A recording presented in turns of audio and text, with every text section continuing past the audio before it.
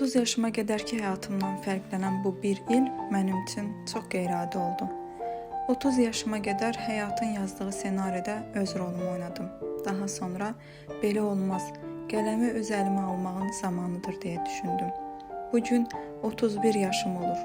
Amma həyatı gerçək formada yaşadığım son bu bir ildə hiss olunur mənim üçün. Elə bil bir ildir həyatdayam. Elə bil bir ildir özünü tapmağın, zamanı öz gücünü özünə xərcləməyin gözəlliyini yaşayıram. Son bu bir ilin mənə sərt şəkildə öyrətdikləri oldu. Anladım ki, hüzurumun bədəli sevmək ola bilməzdi. Hüzurumu pozan, sevgilərimdən keçməyi öyrəndim. Hər imtahanımda təkrar özümü seçməyin doğum sancısı kimi ağrılı proses idi. Bacardım. Nəhayət özümü dünyaya gətirdim. Artıq mən başqalarının mənə geyindirdiyi libasları xatırlamıram. Onların mənim barəmdə nə düşündüklərini də. Mən aynada gördüyüm üzə hesabat verirəm. Mən sahib çıxıram düşüncələrimə, dəyərlərimə və xəyallarıma. Öz yolumu çizirəm və uğurla addımlayıram.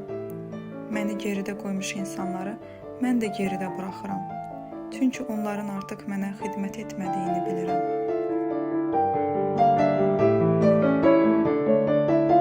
Anladım ki, əvvəlindən bəri axtardığım mən özüm idim. Bütün dünya sənə konfor alanı verməyə hazırdır.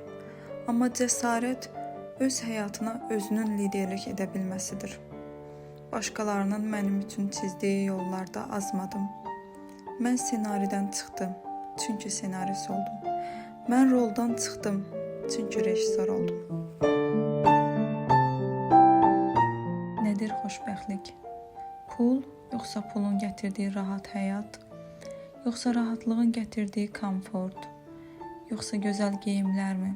Yoxsa o geyimlərin içərisində gözəl hiss eləməkmi? Yoxsa gözəlliyin gətirdiyi egomu?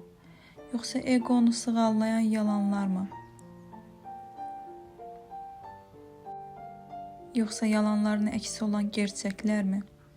Lüks villalarmı, lüks maşınlarmı, ideal sevgi münasibətimi, huzurlu ailəyə sahib olmaqmı?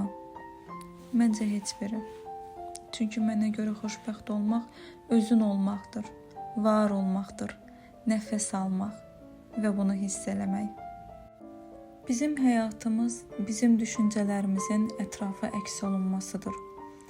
Həyatda baş verənlərə rəğmən mənim artıq kökləndiyim tək enerjim mənim daxili huzurumdur.